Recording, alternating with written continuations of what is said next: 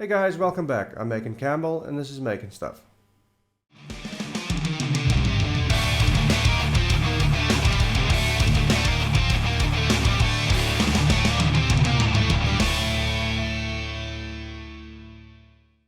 So in today's video I'm going to take you through the creation of this Sci-Fi radio or walkie-talkie, whatever you want to call it. As with most of my recent projects, this is going to be a time-lapse, but I will be adding in a bit of commentary here and there where I think it's necessary. Now if you watched my last video where I modeled the Jeep, you'll know that I've been playing around with a couple of new add-ons, and at that stage I was not very familiar with them yet. But in the last couple of weeks since I uploaded that video, I have been practicing really hard getting to know these tools. I've done a couple of projects that I haven't recorded, hence the reason that I haven't uploaded a video in a couple of weeks. But I've been taking the time to try and get to know these add-ons a little bit better so that I can improve my workflow using them. And I'm happy to say that while I'm not pro at these add-ons, I feel that I'm fairly proficient and that I'm getting the hang of how these tools and add-ons work. So this is pretty much an original creation that I came up with. I did, however, use a bunch of reference, which I'll show you here in a second. Right over here.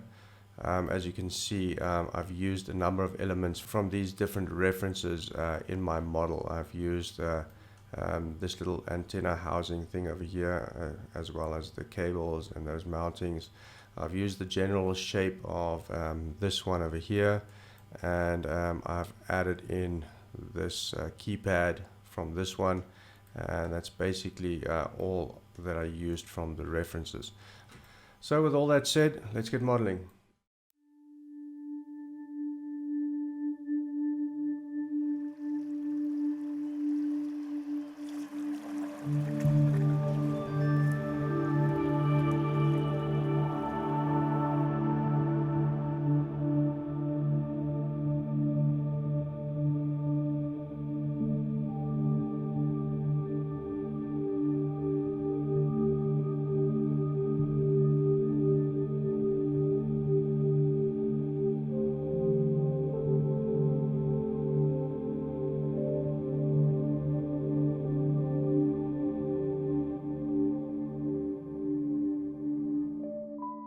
So I ran into a little bit of an issue here. As you can see, when I create the rounded chamfer at the bottom here, my cutter all of a sudden stops working. I only realized it later, but the reason for that was when I created the chamfer, at the bottom it creates two double vertices, which messes up the shape. So after undoing everything, I recreated that chamfer, and then I just used M to merge those four vertices, and that fixed the problem.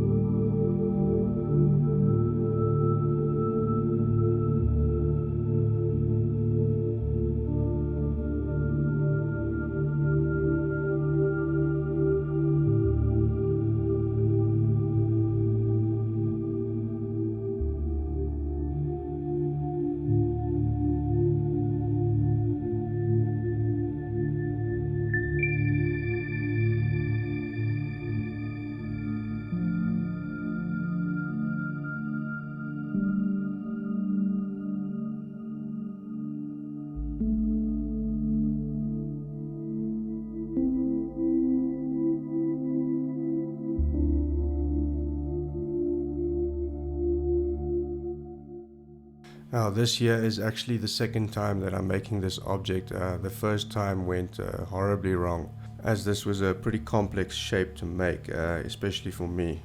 As you'll see in a moment, the way these parts were all meshed together required a whole lot of cleanup, but thankfully in the end I got it to look somewhat decent.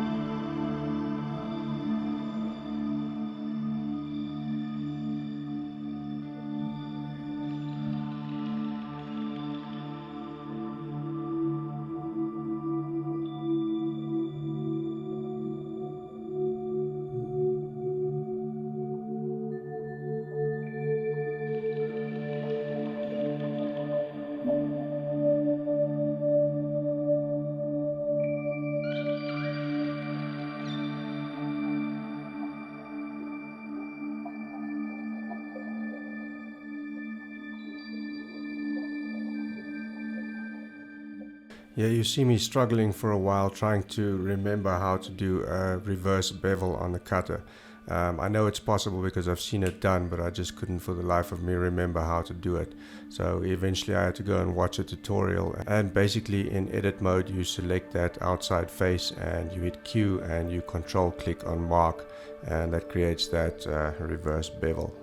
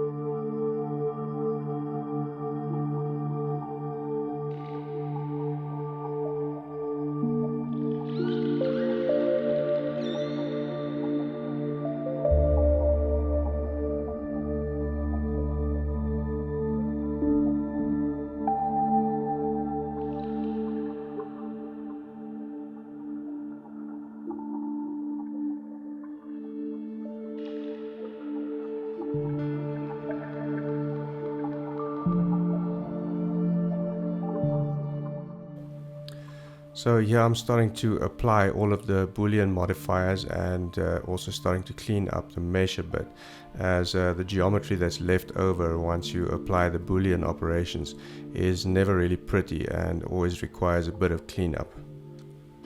Now, applying these modifiers now did create quite a bit of a headache for me down the line, which you'll see a bit later, because I didn't check the depth of all of these Boolean cuts, and then eventually when it came time to edit some of the mesh, I realized that a lot of the Booleans had intersected on the inside of the mesh, which left a whole lot of cleaning up work for me to do.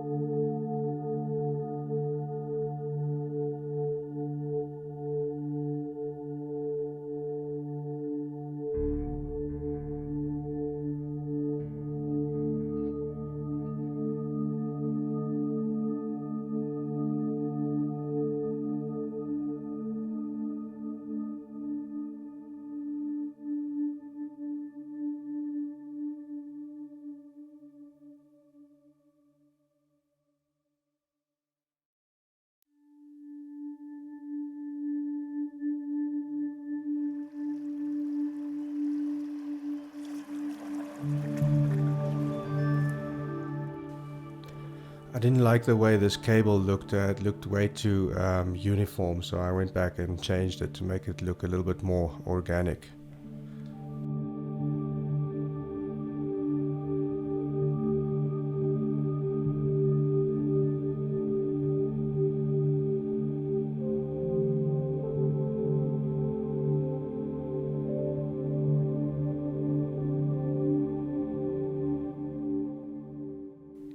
So it was around here when I realized my mistake with applying those booleans.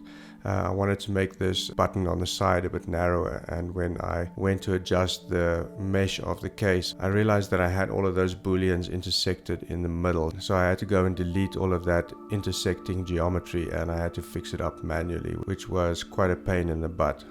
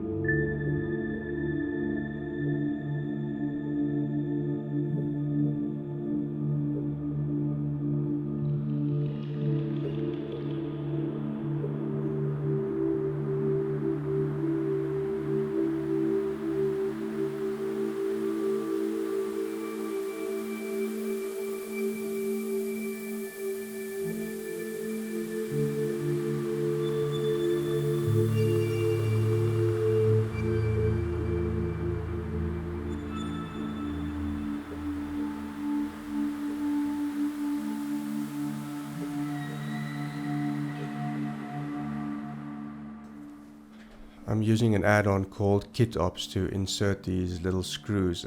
This is a free version of the add-on, and the inserts that I'm using are also free. You can get them on Hardops' Gumroad page.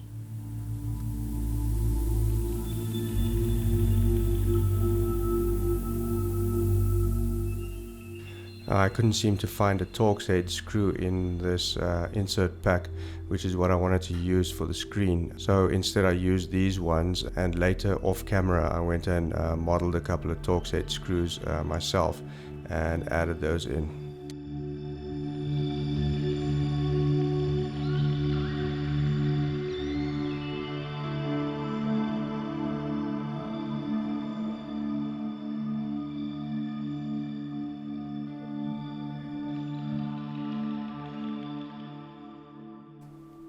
So now I'm just going through all of the objects one by one and applying some bevel modifiers, which will generally show you where you have geometry issues, and then just cleaning them up as I go.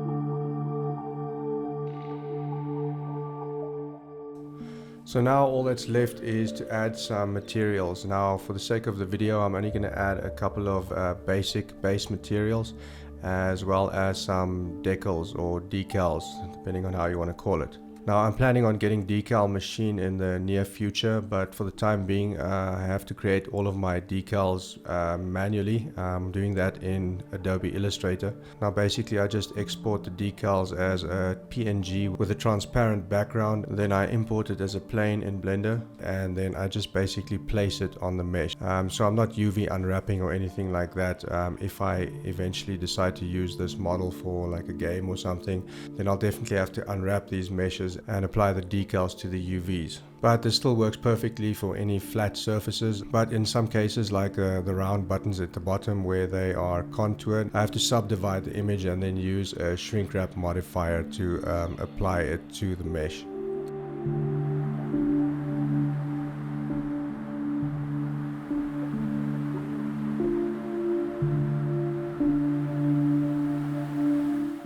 So after adding all the materials, I remembered that I still wanted to model a carabiner to hang on that little loop on the right hand side of the radio. So I quickly went ahead and modeled that.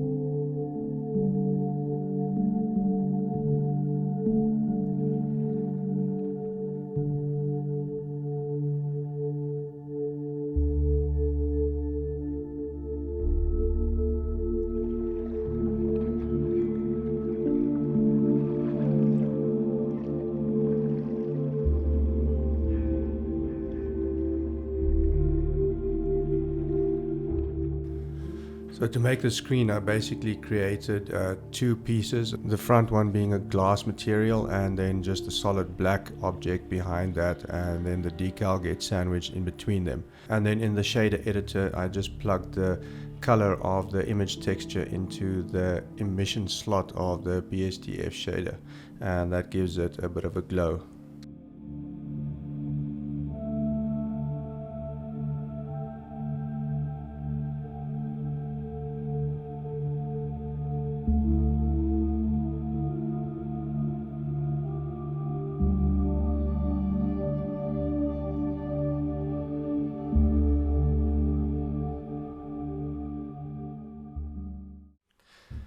Okay guys, there we go. It's done, and for the sake of the video, I think I'm going to stop right here. I am, however, going to off camera go and tweak some of these materials and textures. I do want to try and add some texture to these plastic parts, just for the sake of my final render and for my post on Instagram. But I'm not going to waste your time with all of that, because that's going to be a lot of trial and error, but in my opinion very much necessary to get a really nice render for my portfolio. So all in all, I'm really pleased with how it turned out. I really feel like my skills are growing with each and every project that I put out. And with any luck, soon I might be able to do this kind of thing for a living, which is really something that I would like to do. Hence the reason why I'm putting so much time and effort into relearning some of these skills that I'd forgotten so many years ago. So I really hope you enjoyed this video. If you did, go ahead and hit that thumbs up. If you know of anyone else who is just getting into Blender and might be inspired by this video, go ahead and share this with them.